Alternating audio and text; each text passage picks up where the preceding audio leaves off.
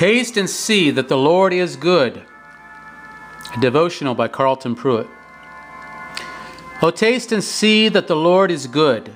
Blessed is the man that trusteth in him. Psalm 34, verse 8. Here we are exhorted to test by experience the goodness of the Lord. Some things are never fully appreciated or valued unless they be tasted, as it were, like a cold cup of refreshing water on a hot summer's day. What is the result of this experimental tasting?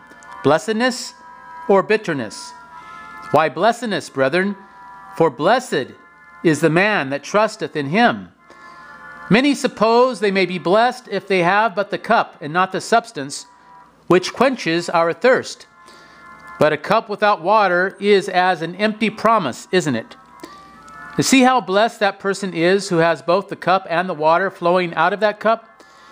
It is the water that is the primary thing, for even without a cup, we could gather the necessary water to save our life by using our hands to cup up the water, as in a flowing river, or stooping down and lapping up water with our mouths. A cup without water will not quench your thirst.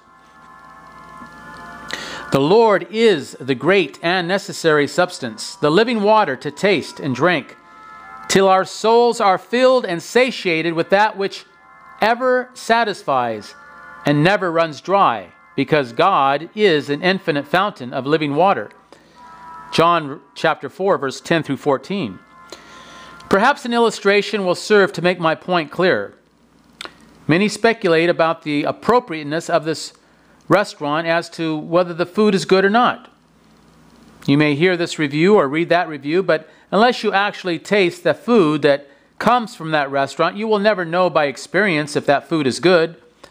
The best way to see if a restaurant's food is to your liking is to taste. Taste it and see once if it meets your desires. Note, you will never know if a restaurant is good just by looking at the Yellow Page advertisement under restaurants.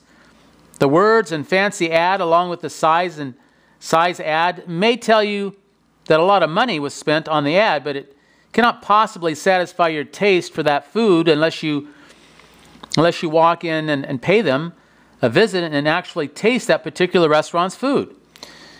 Now, hasn't it been your experience that the best way to discover a good restaurant is by word-of-mouth advertising? When a friend or relative who you trust says, "Try this restaurant because their food is so delicious," then you are perhaps persuaded to give it at least one visit, aren't you? So likewise are we exhorted to taste and see, that is, prove to yourself that the Lord is good. We are created finite beings with the ability to use our finite senses, but it is God who gave us our senses to use wisely for His glory, and He bids us to taste and see, and in so doing to prove that He is good. There is none good but one, said Jesus to the young rich ruler, and that is God. If we would be blessed, we must do that which we are commanded to do. A blessed man is a happy man, and a happy man is a man who knows the Lord and trusts in Him. As the psalmist says again, O Lord of hosts, blessed is the man that trusteth in Thee. Psalm 84, verse 12. And Jeremiah chapter 17, verse 7. Blessed is the man that trusteth in the Lord, and whose hope the Lord is. When we taste, then we know by experience whether something is good or bad. There is no speculation or guessing or uncertainty. This sure knowledge of experience brings with it a certain trust and confidence, so that we have no reason to doubt or fear. We come to love that which we find tasteful and good. This is true on a physical level in regards to material matters and necessities such as food and clothing. But how much better when it comes to spiritual necessities like heavenly manna and that spiritual drink which is Christ. Jesus said, Blessed are they that hunger and thirst after righteousness, for they shall be filled. Matthew chapter 5, verse 6.